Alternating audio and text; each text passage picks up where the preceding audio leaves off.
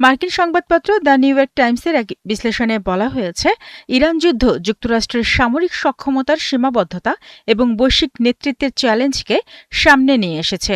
বিশ্লেষকরা বলছেন, দীর্ঘ সংঘাতে গুরুত্বপূর্ণ অস্ত্র ও গোলাবারুদের উপর চাপ বেড়েছে, যা প্রতিদ্বন্দ্বী দেশগুলোর কাছে যুক্তরাষ্ট্রের দুর্বলতার বার্তা দিতে পারে।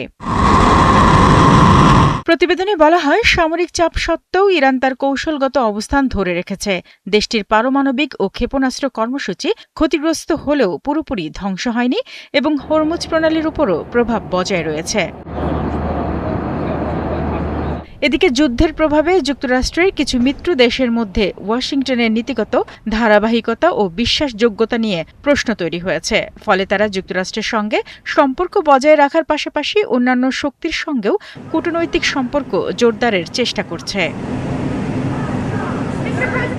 প্রতিবেদন অনুযায়ী এই যুদ্ধের প্রভাব কেবল যুদ্ধক্ষেত্রেই সীমাবদ্ধ নয়।